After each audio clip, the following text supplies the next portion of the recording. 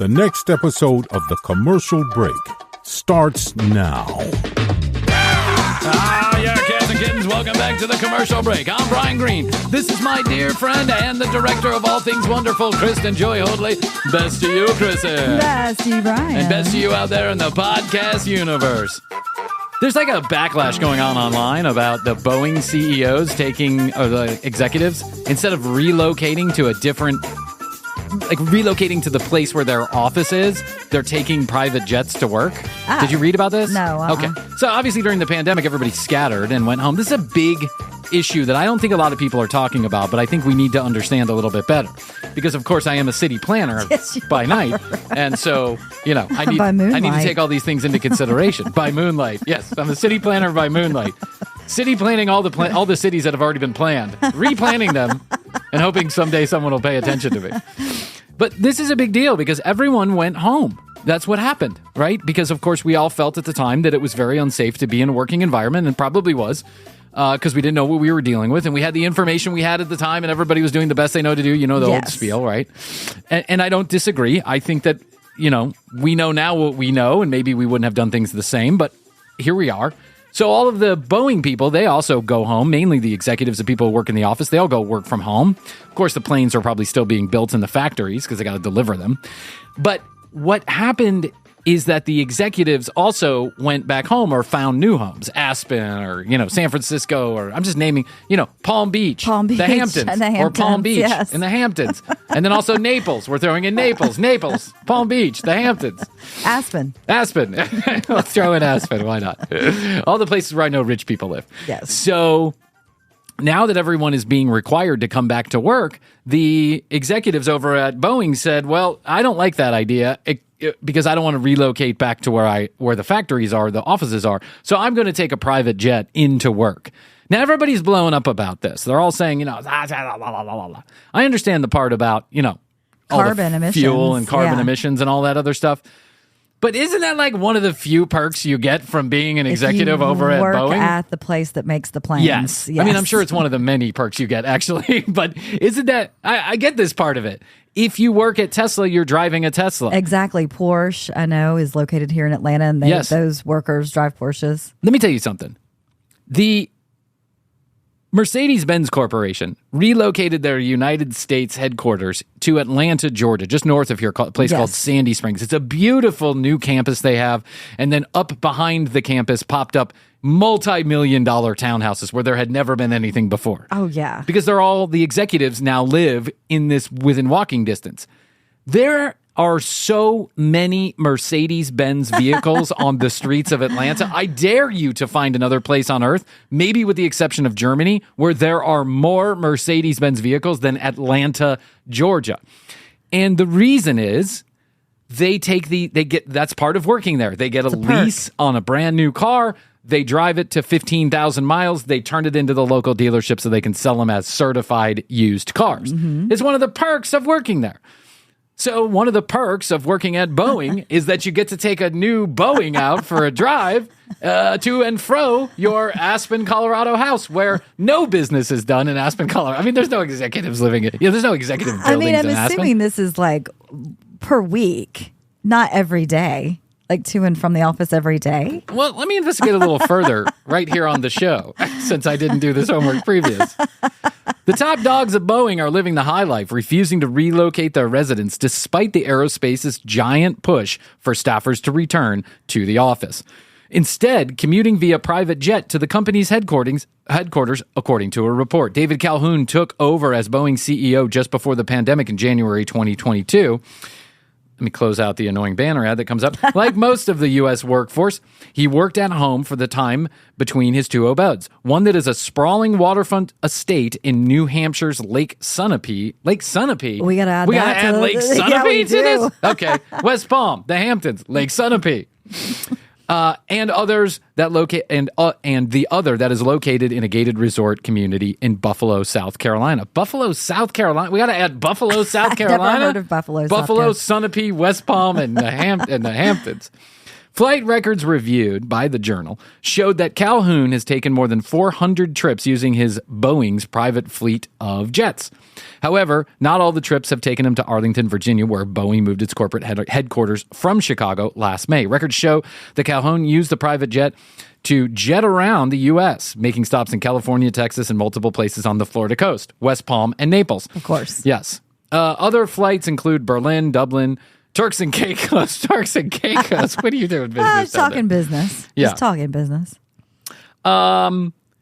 Yeah. Listen, I think this is part of working at Boeing. Like, I think it's just part of the perks of being the CEO of Boeing is that you get access to a jet, which, by the way, you make as a company. Like, this is no...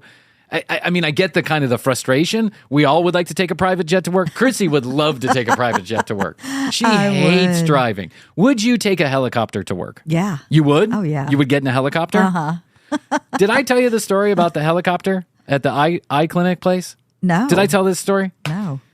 The eye clinic. Okay, let me share this. So Krissy hates driving so much. I think if we gave her access to a helicopter, she would literally use it every day. Amazing. Yes, she would use it every day. And this isn't the kind of city where you see helicopters flying, shuttling people from place to place. I'm sure it happens, but I don't think it's not like New York where you can literally call a helicopter like an Uber because almost every building in New York has a helipad on top of it. Mm-hmm. So there are a lot of people that will cross the river to go home in a helicopter. I just needed to make your backyard into a helipad now. My backyard is big enough to make into a helipad. It is. Or soon we're going to be cementing in that pool so to put the children underneath it. Right, for a bunker. Yeah, for a bunker. Or just because I don't want to deal with the pool anymore. Yeah. That's a different story for a different day. Yeah. So let me share this story about how I think let me share the story. We're going to go on this big trip to Spain to visit our relatives this last summer. And I am getting headaches in my eyes because it's been 2 years since I've had an eye checkup. And I should get one every year because my eyesight is so fucking bad. I literally wore glasses with tape over them for 6 years. And then before that, no glasses when I was supposed to be wearing them all the time. So I've ruined my eyesight for life. So I have to get these new glasses every year. I have to get new lenses every year. So I go probably a week and a half ahead of time, thinking that's plenty of time to order new glasses, get them back to the eye place. I go, and they say, it's going to be, when do you leave? I leave next Thursday. Plenty of time, we'll get them in. So. Yeah, usually takes about a week. Yeah. So a week rolls by. That would have been Friday, I think. Friday, I call. Well, they're not here yet, but they're going to be here. We put them on rush.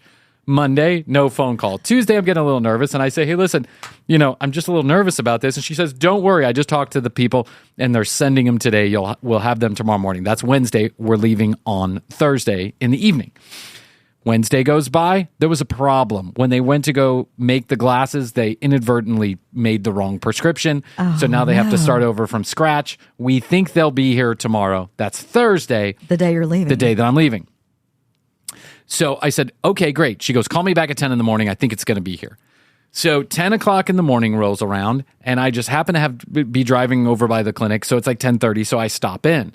The girl's not there. It's her day off. Go figure. Of course. But there's another gentleman that's there, and he goes, sit down. I'll help you figure this out. He calls the place, and they say, yes, the glasses are ready, but we have missed the courier for the day, so we'll have them there tomorrow. Well, that does me absolutely no fucking good because I'm going to be on a plane later on out that of the night. Country. They can't even, ship them to you in the country. That's right. This eye place is like so close to my house, right? It's basically in a residential neighborhood. It's just like a little retail strip center. Right. It's like it's been there forever. Mm-hmm. So the guy says, listen, Bryan, I've been working here for 25 years. I'm going to help you figure this shit out. We're going to get you your glasses today. And I'm like, oh, how are we going to do that? Where are they located? What's it going to take to get you a new pair of glasses? They're in Bumpapee, Georgia. And I'm like, what the fuck is Bumpapee, Georgia? Oh, it's like 60 miles past Loganville. Well, Loganville is 300 miles past where I live. Far. I know. I don't have time to go to Bumpapee, Georgia. I got to pick up the kids from all their various activities. I'm still probably not even packed. I got 2 hours before the flight. I'm not even packed. This is not going to work out. How are you going to get me to Bumpapee, Georgia and back? How are we going to do that? How are you going to get these glasses here? Listen, do you know that we have a helicopter pad out back and that the CEO, What? the owner of this eyeglass place, takes the copter into work on almost a daily basis? And I'm like, the fuck you talking about, Willis? What do you mean a helicopter lands in this residential CEO neighborhood? after my heart. Yeah, he's a CEO after my heart, but I've never seen a helicopter coming or going anytime. I've never seen a helicopter on top of this building. I drive by it every day. What are you talking about? I ain't shitting you. Come on, Brian, I'll show you. And I'm like, what? I'm getting the inside look. I'm on the inside. Here I am, an eyeglass aficionado. I mean, I'm breaking the fourth wall of the eyeglass place. This is amazing. I'm important. People know me. So he takes me in through the offices and through the back and up the thing, and then he swings open the door, and there is a carport, and there are stairs to the top of the carport. And he walks up, he unlocks the gate, he walks up to the top, and wouldn't you fucking know it, I'm standing on a helipad. Really? That's what I'm standing. No helicopter, but I'm standing on a helipad. And I'm like, this is unbelievable. I never fucking knew this. I live right here. How did I not hear this? How did I not hear a copter before, right? It's so close to my house. I would have thought I would have heard it. Yeah, he comes in here almost every day. He's not here today, but let me give him a call. So he calls the guy, and the guy says, well, listen, I'm not going to be there anytime soon, but I probably could get there at 4 o'clock, and I could fly the helicopter to get the glasses, and then I could bring them back. That's crazy. It's insane. And I'm like, I don't want anybody going out of my way. That's like a $10,000 pair of glasses, because now you got to fill the thing with fuel. You got to maintenance or whatever the fuck you do. A pilot. The pilot. Well, no, he's the pilot. Oh. He owns the copter. He lands it in his backyard. That makes even more sense. And I'm like, holy shit, there's a whole world of eye doctors making too much money. I didn't know this.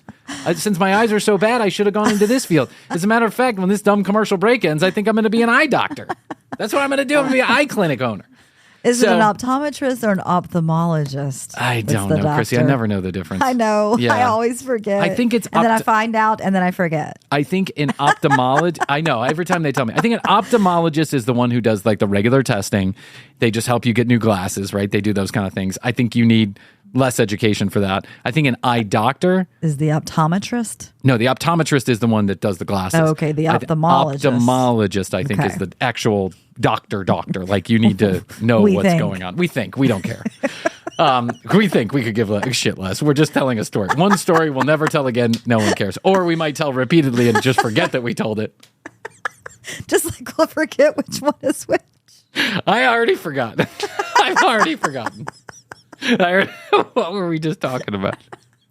Krissy, I'm going through these damn episodes because we switched hosting platforms. Yes. I'm going through the episodes, and I go back to like episode whatever it is, 202 or something like that. Yeah. And I'm just playing with the ads, like making sure that the ads are in the right places and stuff like that. And I'm listening, and I'm like, wow, that clip sounds a lot like a clip we just did recently. And I realized that we have reviewed the same video at least twice on one occasion, not remembering that we hadn't reviewed it. What? Which video was it? I don't even want to say, because then people are going to, Well, I know we've had to re-record. The girl who can orgasm herself. Yeah, well, we know, but you said it sounded bad. The old one sounded bad. It sounded so bad we we put it on the RSS feed. It sounded so bad we actually did it and released it. Oh my god! Oh my god! Wow. What a bunch of dum-dums we are. We should probably take note of something. Isn't there somebody in the organization who should remember this stuff for us? Yes. We need a ChatGPT search function. Have we ever? Yes. Yes. Oh my god! This is why, my friends, the commercial break will be evolving and growing over the next couple of months. So this guy, he's not there. He can't do it. It's going to be too late by the time. And I'm just like, no. God, you're like pushing up against leaving to go out of the country too. I like am hours. From it. You know what I did? I hired an Uber driver to pick them up and deliver them here. You can do that. You can do that. Yeah. But you don't know how difficult it was to find a Uber driver willing to go from Bunapee or, Sunapee or whatever the fuck they call it, Bumpapee, Georgia, all the way down to where I live and do it in a timely manner was impossible. I had at least 4 Uber drivers accept the job before they canceled the job, and they wouldn't even respond to me. At first, it was like, I was like, I'm picking up a pair of glasses, da-da-da, and someone would be like, okay, that's good. Where are you? Let me check the address, and then I wouldn't, and then they just canceled it. But finally, someone did, and I gave them a nice tip for doing it because it was a really awfully nice thing. And I know it's technically their job, but I just felt so gracious. Now, I mean, that's the perfect kind of passenger, though. Yeah, pair of glasses. I mean, what more could you ask for? A nice tip, glasses that don't... No one throwing up, making weird noises. True. Not talking, spilling masturbating things. In the back of your... Yeah, whatever. I'm sure a lot of people have seen it all. Oh, so, my God. Glasses, I would be gladly. That's the only kind of Uber driving I would do. Yeah. Dogs... and glasses. Not even cats. I'm allergic to them. So dogs, turtles, reptiles that don't bite, and glasses. Those are the kind of things I would pick up for you. Not even groceries, because groceries is a pain in the ass. It is. We order those groceries from that damn Walmart, and I swear to God, every time there is a bag of groceries missing. Every time. It's not that someone took them. It's that they didn't get them in the first place. Yep. Yeah. And then they'll claim that it was all delivered. And it wasn't all delivered. And, it's important stuff like my Snickers ice cream bar. Let's get it together. Essentials. Astrid made an emergency order last night for Snickers ice cream bars because I had a hankering. So now every time I drive by this eyeglasses place, I'm looking for the helicopter coming, going, or sitting on top of it. Of course. Now, you want to catch it, see it. The thing is that the facade of the building is so close to the street that as you're driving by, you really couldn't see, even if the copter was on top of it, you have to turn down another street to see it. So now I turn down that other street frequently. I go out of my way to see if the copter is there. And I've actually caught it a few times going there, and one time caught it lifting off. And it's one of these like Magnum PI glass ones, like just 2 people can fit in it with open doors. I would have... And the guy was like, the sales guy, who was so great. I mean, just helping me out with all of this and even volunteering. But he said that this guy, the owner of the business, not only has he done this a number of times before for customers, but he has taken the customers with him. And I saw that thing lifting off one day and I was like, the fuck I would. The fuck I would. There's an old saying that my former uncle-in-law used to tell me. He was a pilot and he had planes and he would fly all over the place. And he said... There's no such thing as an old helicopter pilot because they don't exist. Helicopters are they're tricky pieces of machinery. I'm sure they are. I've ridden in one a couple of times. Have you? Yeah, they were mostly those things where you go and you visit the canyon or whatever. Yes, and can go a sightseeing thing. A sightseeing thing. Yeah, yes. I don't know. I have never been in a helicopter. Mm-hmm. I mean, I've sat in a helicopter. I've never lifted off. It was in a fun. helicopter. I remember it was loud. Oh yeah, those things are really loud. And I've seen them up close, and I've seen them land. You remember that guy, Dr. Wayne Dyer? Yeah, Dr. Wayne. I was thinking of the same story. You had told me before. It was crazy. So Wayne Dyer, who you do your own research and come to your own conclusions, but Wayne Dyer is a gentleman who's he's an author, motivational speaker. He passed away a couple of years ago. I loved him. He is, in my opinion, he's just one of the best. Mm-hmm, right? Yeah. Plain, simple spoken. He's hokey pokey, but not too hokey pokey. Yeah. And he just had motivational. He just had a wonderful way about him. Yeah. Outlook on life. He said, when you change the way you look at things, the things you look at start to change. Uh-huh. And I really I really like that saying because I can say it and I sound non-pretentious, spiritual, and smart at the same time. However, I've never actually done it, but I feel like I could someday do it. So I keep saying it. Okay. So he's going to come. He's been sick for a while. He's going to come to Atlanta and he's going to... you guys went to this. Raphael and I went to this thing, and it was actually at a non-denominational, unity church, right? No religion, no nothing. They just go and they... Hare Krishna, Hare Krishna. I don't know what they unify? Yeah. Well, I've been there a couple times. It's a little less... there's just no dogma associated with it. It's the universe and God and she and he and whatever. I get it. So we go to this place. It's packed. Hundreds and hundreds of people, maybe 1,000 people, right? Popular. Sold out, the whole 9 yards. So we go and we watch him speak. And while he's speaking, he's a little bit late and he shows up and he says, "It was amazing. I literally manifested a ride here because I was staying downtown and it was up north in a place called Woodstock, many miles away from downtown. The thing started at 7, so of course he was going to hit traffic if he tried to drive up there. Everyone's trying to get to Woodstock at 6:30 at night. And he says, we were running a little bit late. Plane came in late. We didn't know what we were going to do. I was sure that we were going to have to postpone at least by a couple of hours this event because of the traffic, la, la, la, until one of the wonderful people here called up and said, I've got a helicopter. I can give you a ride. So that's what he did. He took a helicopter and he got a ride and he showed up just a couple minutes late. So the thing is over. Some people go and talk to him, but he's kind of shuffling out of there really quickly, as I imagine you would if you're like a, world-renowned spiritual guru. You don't want to sit around dinging. Yeah. That's the thing about being a world-renowned spiritual guru is that everyone wants the vampire suck your energy away and tell you about how shitty their life is and what do I do? Read my book. That's what you do. Listen to... Did you record what I just said? Because you could just play that back, and I would appreciate not saying it all over again. I can imagine, right? Oh, God. Because there's a spectrum of people on that spectrum. Yes. There's a spectrum of... the woo-woo spectrum is large.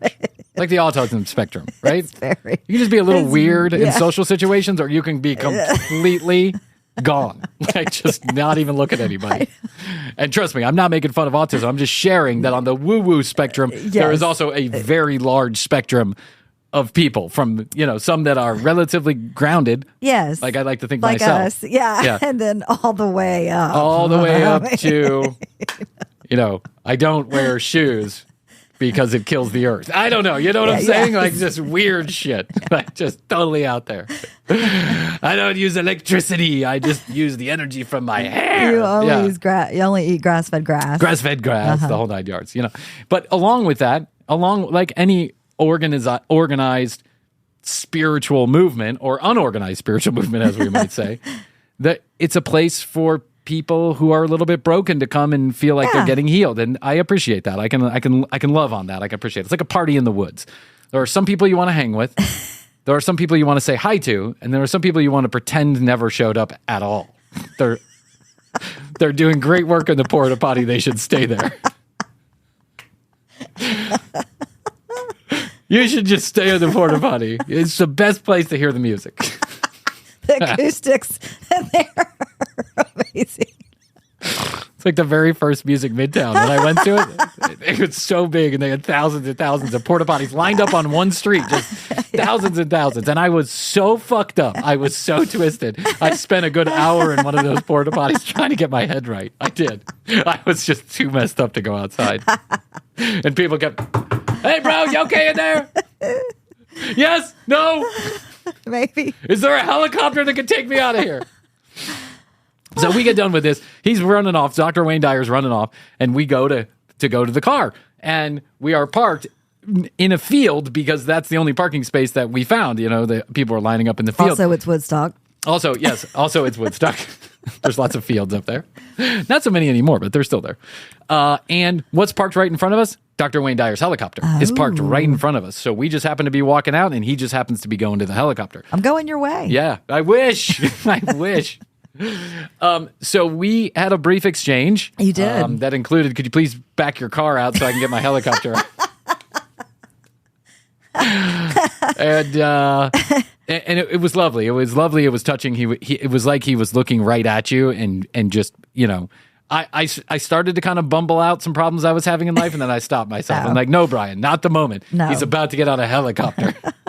If you had a helicopter, would you want to talk to you? No. You barely want to talk to you anyway. I remember you calling me the next day and telling me about this. Yeah, it was really cool. It was impactful. Yeah, because then I took a video of the helicopter lifting off with my iPhone 2. I took a video of the helicopter lifting off, shared it on Facebook, and everyone was like, what is that? Because it's just like my shaky hand in a dark, pitch black. There's just one helicopter light going like this all over the place.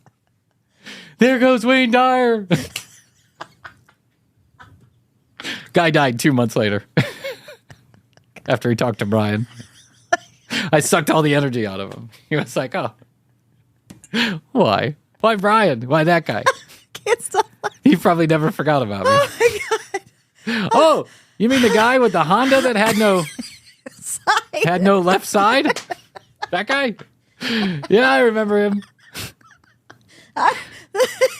The two of us, I remember, I think at the same time, had huge scrapes down the car. Meanwhile, we're working at Clear Channel going to see clients. Pulling up. I look like Just the kind back of from the bar. yeah. I would park my car on the left side of the road so no one would see the left side of the car. Exactly.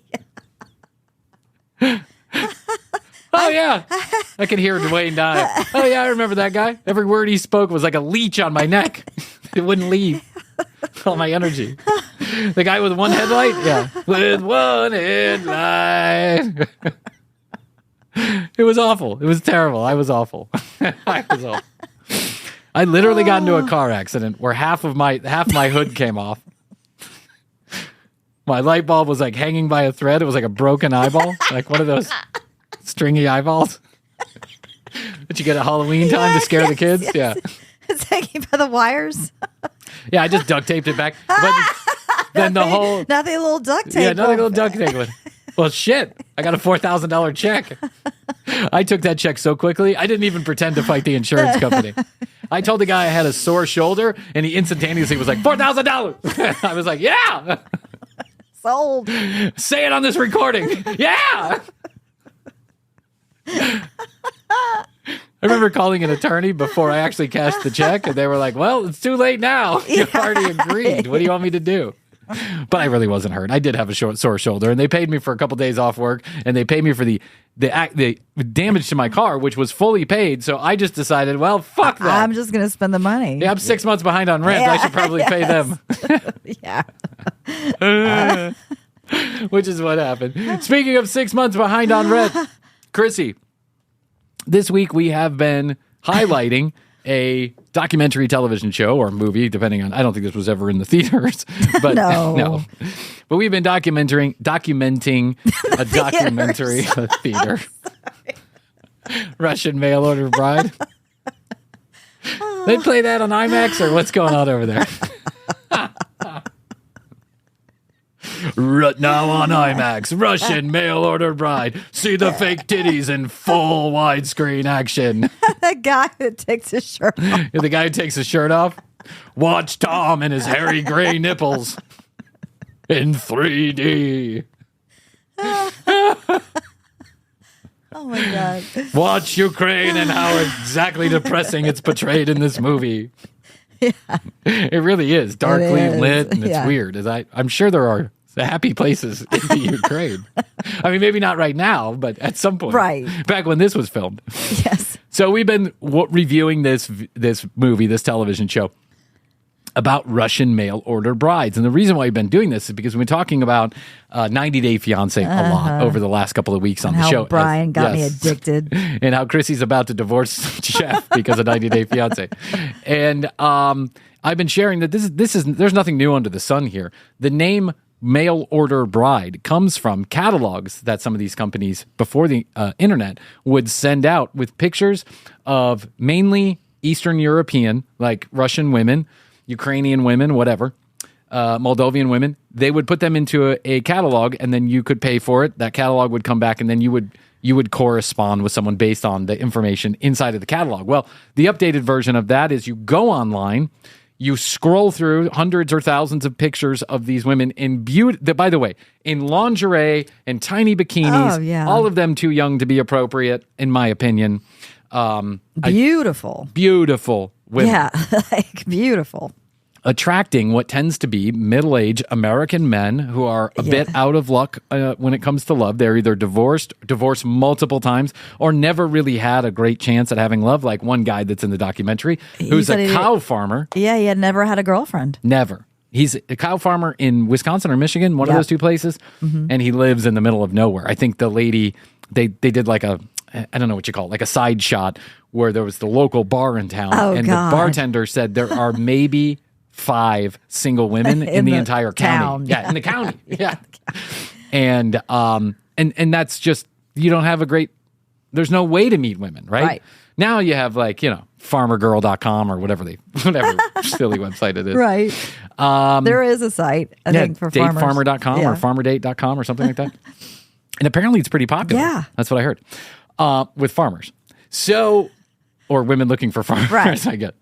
So now that version is an updated online version, but the wrench that's being thrown in here, the thing that's being highlighted, is this website that was around back, 8-10 years ago, is called A Foreign Affair.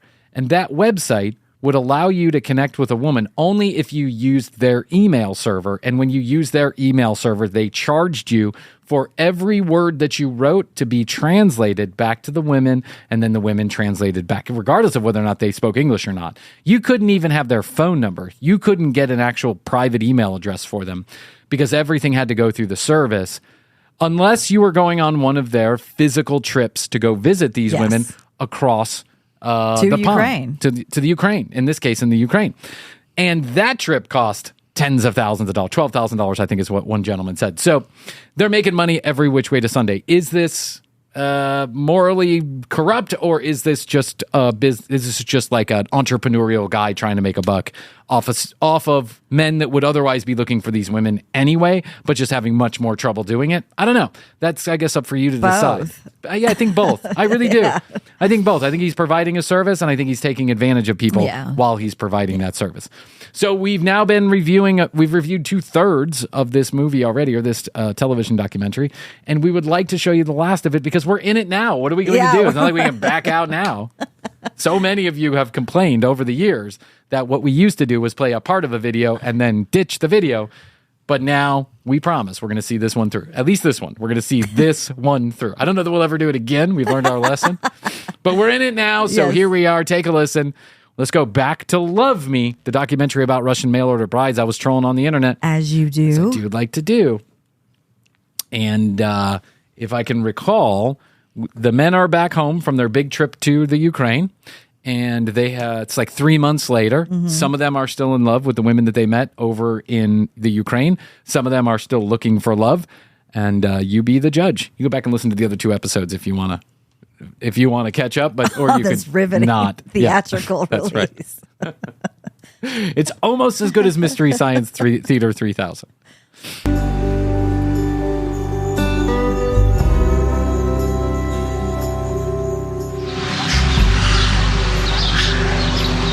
Everything different.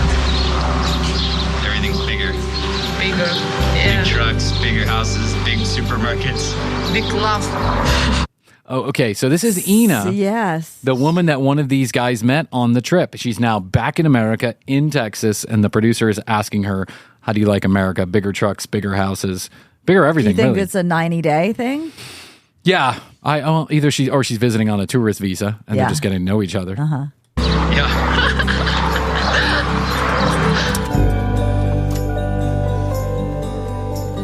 Went to Uvalde this weekend with the main purpose of introducing Ina to my family and showing her a little bit of the town where I'm from. Because he proposed. He proposed her, and she said yes. Yeah. And now they're going to introduce the family. That sounds exciting. Good for these two. They're in love. And just like 90 Day Fiancé, everything's going to work out great. Exactly. Getting her to actually see and experience some of the things I've been telling her about.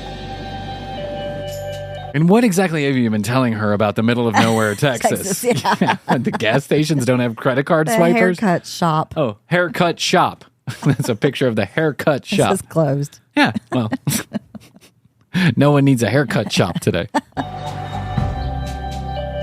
Oh, Uvalde, Texas. Yeah. Oh, we know this. Yeah. Oh, sad.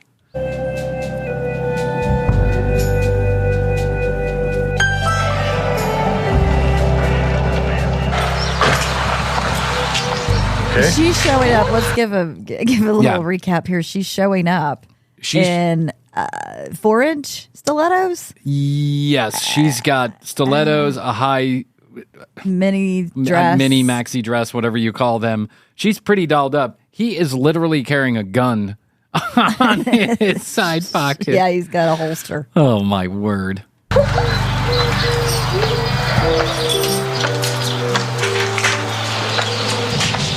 Because you never know when a firefight will break out while you're filming your Russian mail order bride documentary. Oh my gosh, they walk into a place. I guess it's his parents' place. Yeah, I guess it's his parents' place. And it's wood paneling everywhere. Wood paneling, same wood-colored television stand, same wood-colored table, same wood-colored glass reptile box that now they're using for books. This is something straight out of 1972. How did your parents feel about you coming over here? What I think? Yeah. My parents? Was it, well, I'm sure it was very hard for them. Yeah, of course. My mom, first time, very cry, and when I was in Ukraine, just when we talk about it, always cry, and when I go, it's true. It was very. I thought her parents were ready to get her out of there. Yeah, married. her parents said, "See you later." yeah, they did. Yeah, we thought her parents were going to be like, "Oh my God, my daughter's being taken away by some American," but they were like, yeah. See you later. We thought she was going to die an old maid. Make sure to use friends and family on PayPal. By the way, his mom looks none too thrilled to be having this woman sitting in her kitchen. Difficult, of course. I don't imagine that. I did imagine that it was so difficult. Oh, I was so backward. I grew up in a very small town, and I was scared to death of the world. I couldn't have gone to some other country.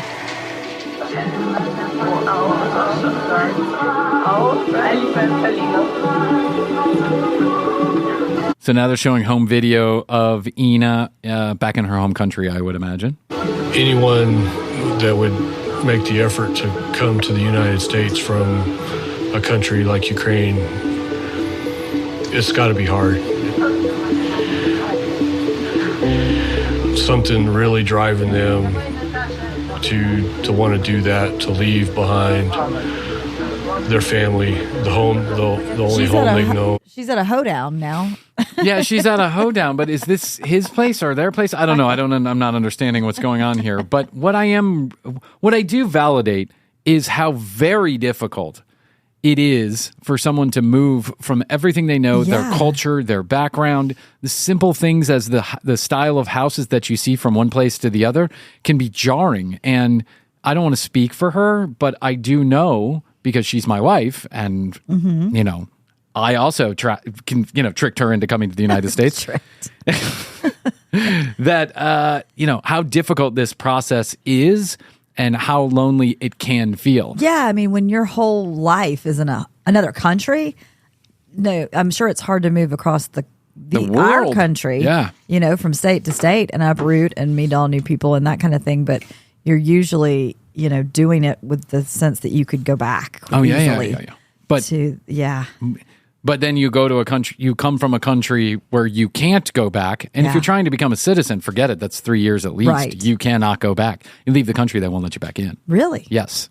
Yeah, when you're in that visa period, right? When you have you can petition to leave the country.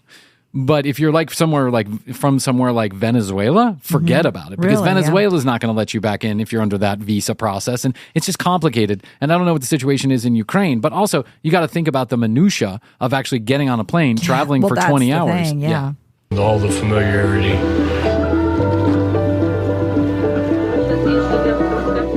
Motivation could be either positive or negative, and fortunately, all that I've experienced, that she's here for all the right reasons.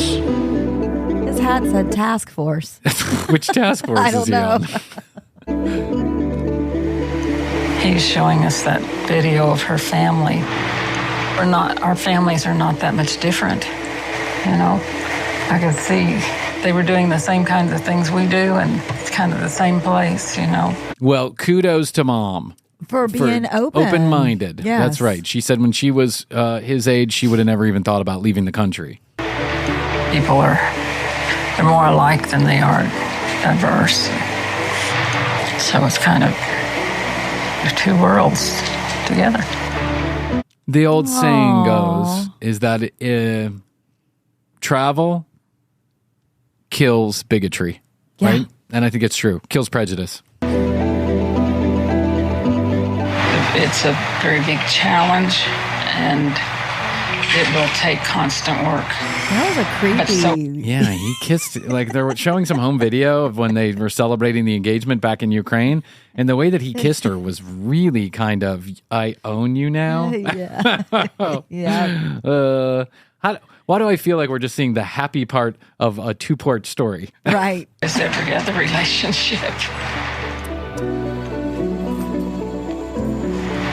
Just as you get older, you have new challenges. You don't expect it. I think that people are old enough to make up their own minds, and they should be able to decide for themselves what they want to do with their lives. It's their business. I am just impressed with the mother. I am really here. impressed with the mom. She is like super. Not that everyone in Texas is closed-minded about this kind of thing, but it's because of her age, and because she said she's never thought about leaving the country, and because she's from a very small town in Texas. You would think, well, she's likely to be less open-minded. Right. Well, after what we've seen on 90 Day Fiancé, a lot of times the parents are like, the what parents. Yeah, are you doing? Not only do they pick the craziest people, they pick the craziest people with the craziest parents. Yeah, family. I wouldn't intrude on that one way or another. So the flags are up for Memorial Day, which is in about a week. I want to have picture. With the flags? Yeah, with two flags. One of my biggest fears is this whole thing not working out. To me, this is for life. Well, maybe first you should take off some of those belt buckles. You've got 30 things clipped to your belt. A gun, a phone, a measuring tape. I mean, maybe take one of those things off your belt. She's dressed rather beautifully. Yes. And she comes from a dirt poor part of Ukraine, and you're not dressed. And that's what I'm certainly hoping for, and doing everything I know to see that's how it goes.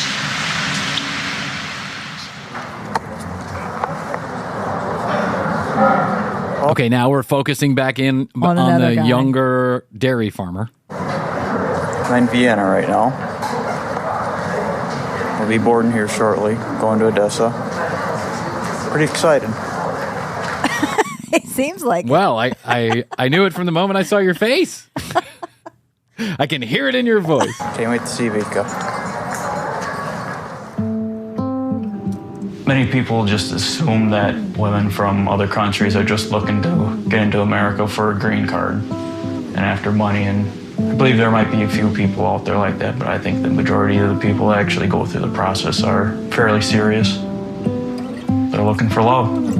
I think you're 1,000% wrong about that. Yeah. I think they do it for the wrong reasons, and they end up staying for the right reasons, if they stay, right? Just like you're doing it for the wrong reasons, but then eventually you'll do it for the right reasons. Yeah, tell me, it's a complicated but two-way street where adults are making decisions about an arrangement. Hello, привет. Look what Vika made me, balloons. Are those testicle balloons? He gets to her house in Ukraine and she's got balloons everywhere, but they're shaped like testicles and not sitting upward, they're sitting downward. Literally like testicles do. They're like long and then bulbous. Yeah. They're so phallic. Actually, not phallic, bulbous, I guess is the right word. Do you say bulbous? Vika. Vika wash clothes. No. Смотри, у меня крем здесь. На дискотеке, окей? Когда я соберусь, Трэвис. Oh, this is my third day here with Vika. I don't know what to say. Not quite as I expected. Oh, no. Uh-oh. Don't tell me you're going to start getting upset about the way that she lives. No. That is a no-no. I thought everything would be hunky-dory, and I think everything's going to be all right. Like I said, for some reason, something just doesn't seem right, but... Well, you can't milk her like a cow if that's what you're wondering. That's what you're wondering. I think this is the mistake that so many of these people make on 90 Day Fiancé and these other shows. When you visit someone in a country where you know that the lifestyle or the living arrangement is going to be so vastly different that you're going to be put out of your comfort zone, get a hotel room. Just get a hotel room. Plan on That's it. Plan on that. And also, when you're first meeting somebody, there's a reason why, unless you're being loved bombed by a psycho crazy person, there's a reason why you typically don't move in immediately with each other. Exactly. It's because you need time to decompress and evaluate what's just been happening. Right. When you're sitting on top of somebody, the minute that you met them, it's like I don't know. It's like, what do they call it? Stockholm Syndrome. Yeah. Everything's going to be all right.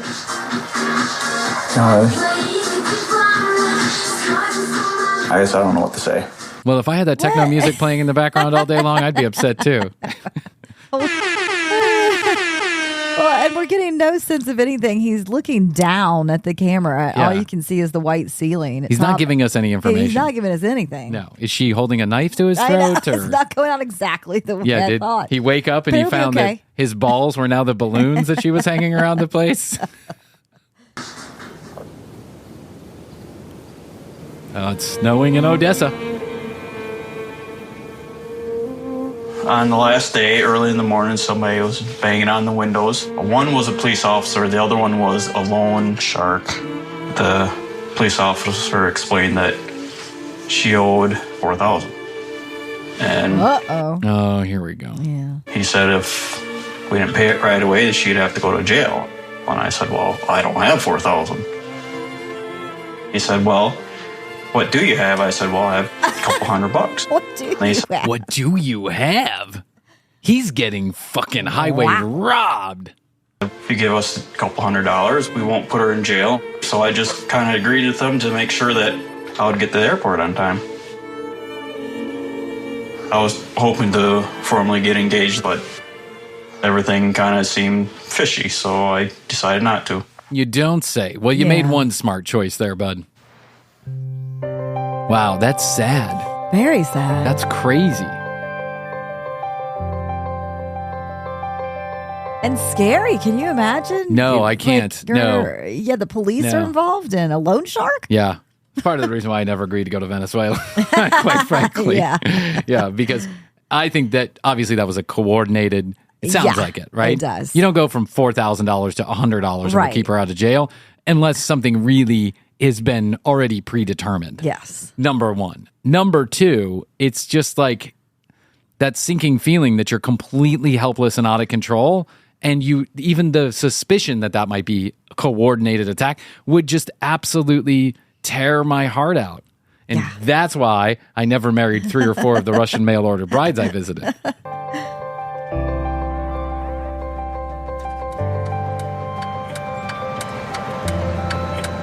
What's happening today?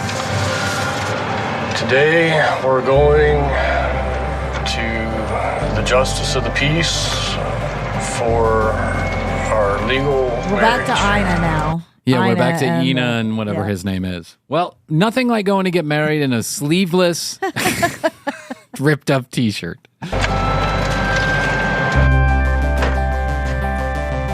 not the dress you need to match.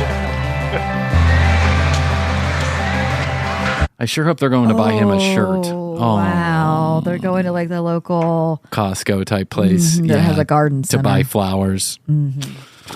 That's what I should have done for my wedding. Save us some money.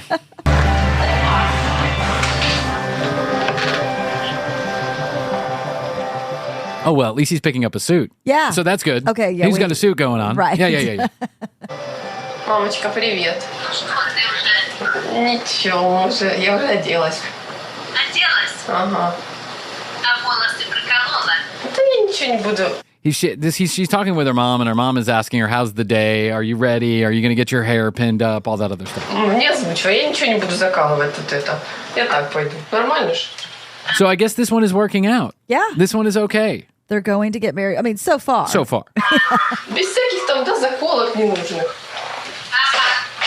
Смотри, сейчас тебе покажу. Wow.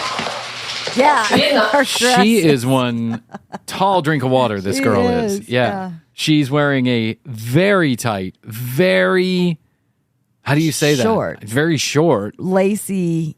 Maxi dress? Is that what you call it? Yeah. Dress. No, maxi is a different length. Oh, it is? Yeah. I got to get my dress names right. Come on, Krissy. You're supposed to be the one that tell us all this stuff. Конечно. Давай только не без рыданий, хорошо? She's telling her mom, please don't cry, mom. Мама, тебя снимают сейчас, yeah, как ты плачешь. This makes me happy that at least one of these worked out. Yeah. У нас до сих пор чуть-чуть дождь идет. Он-то проходит, то опять. Oh, it's raining, but raining is good luck on your wedding day, right? That's what they say. Yeah. Они пишут деньгам, другие... 500 degrees and sunny on my wedding day. Just never forget sweating. A lot of sweating. Yeah.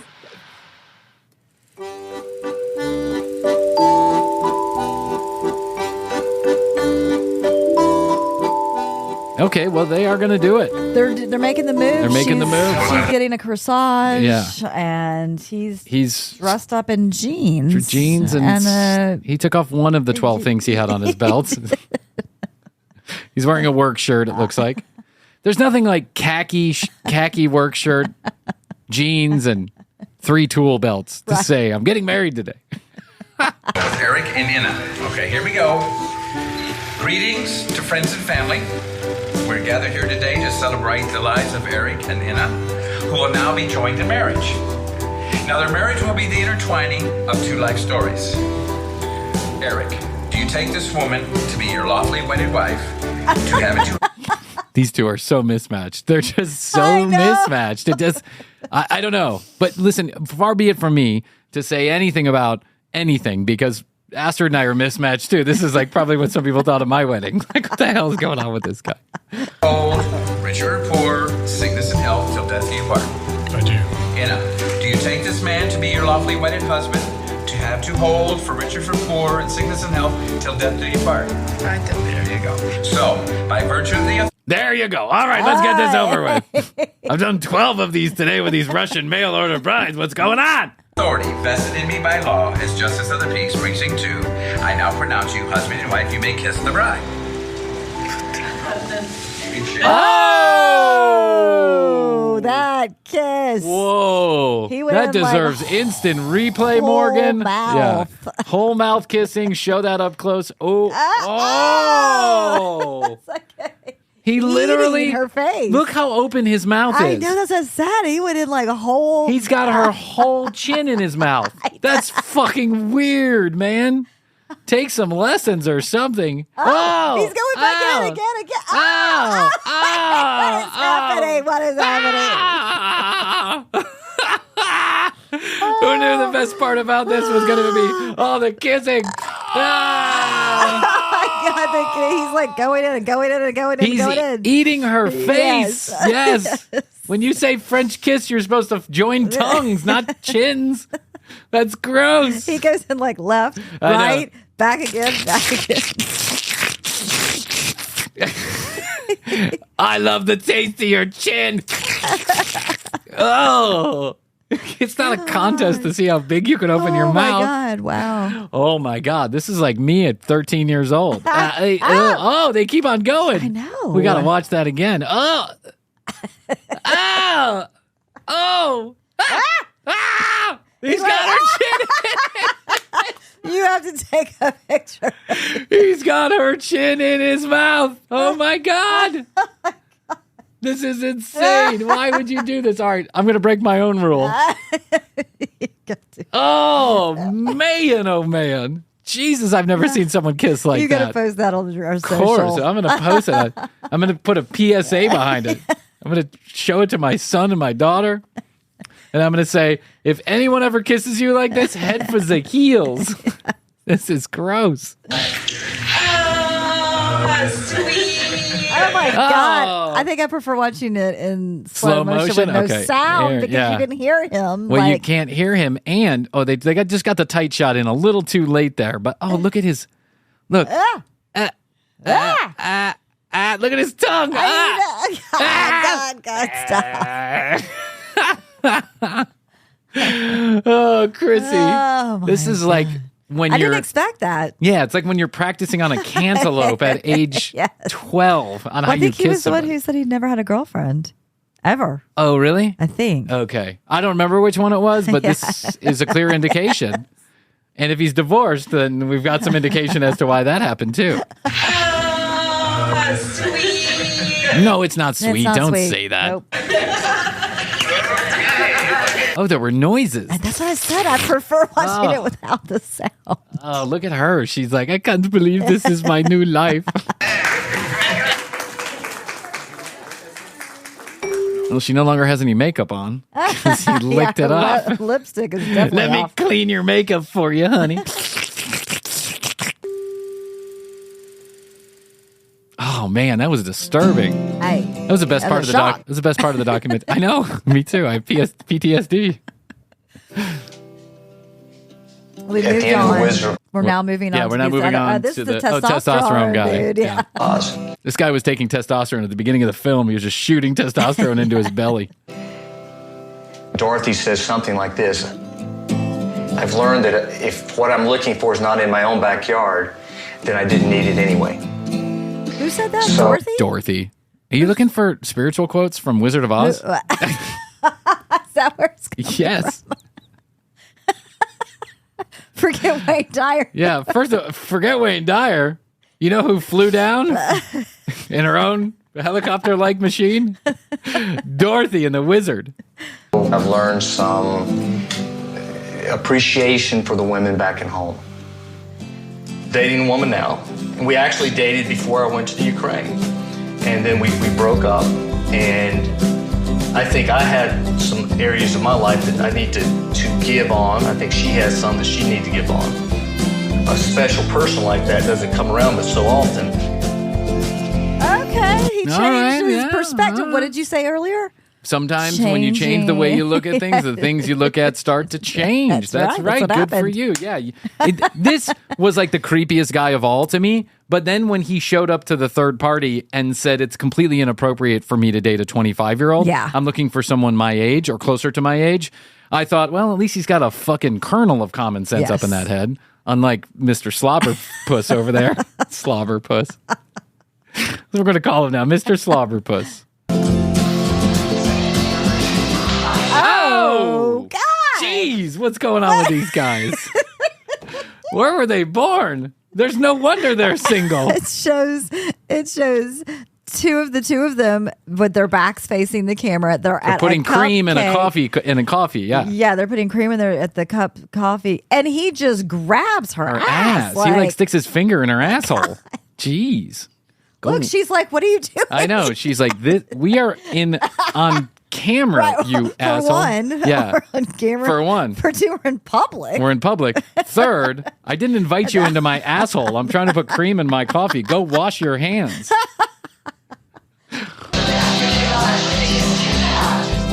She goes, "Why did you just do that?"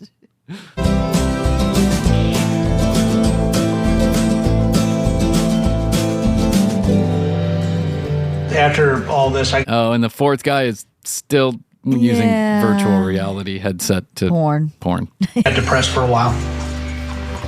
It definitely affected me. Finally worked through it. Pretty much stopped. Well, he's the one that actually proposed. Oh yeah, this is the one to a woman who was supposed to meet the girl at the event, but she never showed up. And then all of a sudden, the guys who own the company found her. But when she showed up, she was not the same person. Yeah, but he proposed anyways. He proposed anyway because he figured, why not? That's what he said. He goes, why not? She was there. Anyways, she did not work out. It didn't work out. Yeah. Anything like that until just recently. I figured I might try it one more time. Oh, this is her, huh? Oh my God. The girl that is in this photograph on this profile page on this website is like a straight 11 and a half. Yes. I mean, she is 10 years old, 27 here. Her name is Brovoru, whatever. She's seductively up against a wall. Yeah, and she's wearing a thong. Yeah, her butt is showing. I mean, her occupation is model. Oh, come on. This is Vika. It's not the same as Julia, so I'm getting personal responses and actual. It looks like someone's actually putting some thought into the email. Your account was flagged as pay special attention to this guy. Yeah, pay special attention to this guy. Look at this woman. Oh, she is a picture-perfect human being. Yeah. She does not want to live with this guy. No. I feel like you're just writing a photo. Do you feel like you're just writing a photo? Yeah. He says, yeah. Yep. He goes, yep. At least he's smart enough. He knows. He gets it. Yeah. Would you say you're in love with Vika? Right now, I don't know. I thought I was. We're back to the dairy farmer guy who just got $4,000 shaken down by the Ukrainian police. Poor bastard, honestly. And then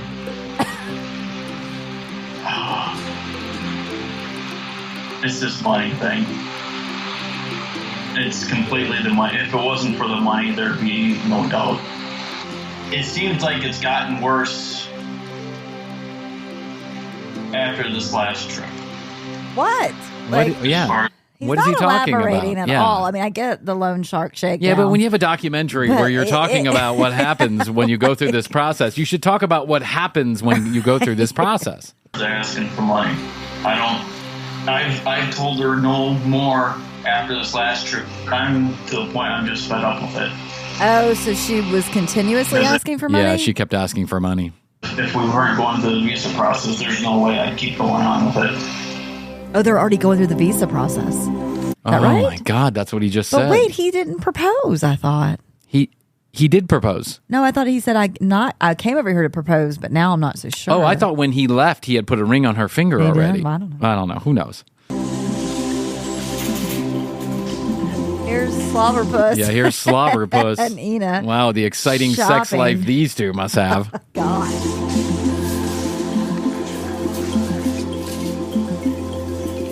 She's grocery shopping in stilettos and a skin-tight mini dress. Yeah, it looks like she's going out to the club. Yeah. Yeah. Well, she just needs some winter clothes. I know she does. Well, she's in Uvalde, Texas. You wouldn't think you need that many winter clothes. But when you're in the freezer aisle of the grocery store, it's chilly. Even the best dressed of us get cold. Most people think it's the guy going over there, and they pick the woman. They're not waiting to be picked. They want the same relationship that every other woman wants. Geez, he bought 68 Bud Lights. You see that? Look, he's got 4 suitcases of Bud Light. He must be a real joy at home. Yeah. Come here, give me a kiss. If he does that badly kissing, what happens when he goes down on her? I already thought about that. They don't want just anybody. They want someone that's right for them.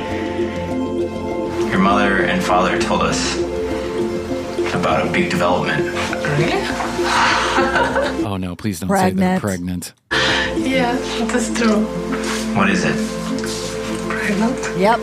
I'm pregnant. Yeah, I bet that happened like night 1. Oh yeah, that happened After his night 1 kiss. because he literally inserted while he was coming. It was like a one-shot deal, just one half a pump, and he just went for it. And over 49 years of semen buildup just came pouring out like a fire hose. About 4 months. I have family, what I always imagine. I've seen things in Eric that I've never seen before when he's with Emma. Like his bottom of his tongue? Like, I mean, it's gross. See that before. I'm so happy for him to have somebody to be with, somebody to do things with. Yeah. Had these two, amen. Exactly. Yeah, it happens. Like, sometimes you don't get started for the right reasons, but you find a way, you find the right reasons, right? They find their way in there. And it does seem like, I mean, you don't get much of an interaction with these two. It's, this documentary is not edited all that well, but you do get the sense that at least there's some kind of something holding these two together. She's smiling. Yeah, she's smiling. Happy. She's happy. She's pregnant. She's happy she's pregnant. Yeah. She's like, that really solidifies Yeah, me now I'm really here.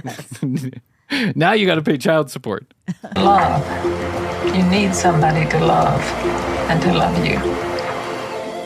That's I love that mom. I love that mom. Is amazing. If I already didn't have a great mom, I'd want that mom. Yeah. Guys, it'll never, ever happen just sitting on your couch. Whether you go with us, you go somewhere with someone else, or I don't care, get on a plane, just go with yourself. Put yourself in an opportunity to meet someone. Rob, Will, everybody, thank you very much. And we will see you in just 2 weeks with another great show. So until then, bye-bye. Wow, he's got a whole operation going on over there, too. All right. There you go. Okay, wow. Some won, some lost, some lucky in love, some losers in love, just like real life. I guess that's what... True. What is the conclusion? The conclusion is... I don't know. Maybe that you have to put yourself out there. I think that's one of the conclusions we can make from this. Be smart about it. Yeah, but be smart about it. That's right. Don't pay to have every word translated. Use Google Translate. And while there are services out there, maybe you should understand what you're getting yourself into before you get yourself into it. I think some of these guys went into it blindly, thinking it was going to be one way. Like a menu. Yeah, like a menu. Anytime there's a big menu, like at the Cheesecake Factory, you're likely to get shit. You know what I'm saying? That's just what's going to happen. Yeah. But at least one thing was good on the Cheesecake Factory menu, and that's cheesecake. Cheesecake is delicious. So when it says Russian mail-order bride, stick with Russians, not the Ukrainians, because that's what happens. And no, I don't mean that specifically about the war. Shut up. Has nothing to do with war. Bunch of yahoos out there. All right, well, there you go. We wrapped up what is certainly the longest video we have ever reviewed. Whether or not we ever do that again, I don't know. I think 2 episodes is fun. Might be a while. Yeah, remember we were going to do like 6 episodes about the Scientologists? Yeah, but then the Scientologists infiltrated and got back at us by ruining all of our audio. It's just unbelievable. It's really kind of creepy, actually. Yeah. Yeah. You wonder if there's someone like at Google or TikTok or Instagram that's like tapped into our phone and they're a Scientologist. By the way, we'll talk about this on the next episode. I got to talk about this Danny Masterson's thing. I got to share with you my thoughts on this. Yeah. I'm sure everybody wants to hear them. So, TCBpodcast.com. That's where you go. The new TCBpodcast.com. All the audio, all the video right there from one location at TCBpodcast.com. You can ask for your What Would Frankie Do sticker if we have any left. If we don't, we'll send you our next sticker or another sticker. Go to the Contact Us button, hit the drop-down menu, send us your physical address. We'll send you the sticker. 855-TCB-8383, 1-855-TCB-8383, toll-free from anywhere in the world. Questions, comments, concerns, content ideas. At The Commercial Break on Instagram, TCB Podcast on TikTok, and YouTube.com/The Commercial Break. Fully edited episodes the same day they air here on the audio feed. All right, Krissy, I guess that's all I can do for today. I think so. But I love you. I love you. And best to you. Best to you. And best to you out there in the podcast universe. Until next time, Krissy and I always say, we do say, and we must say, goodbye.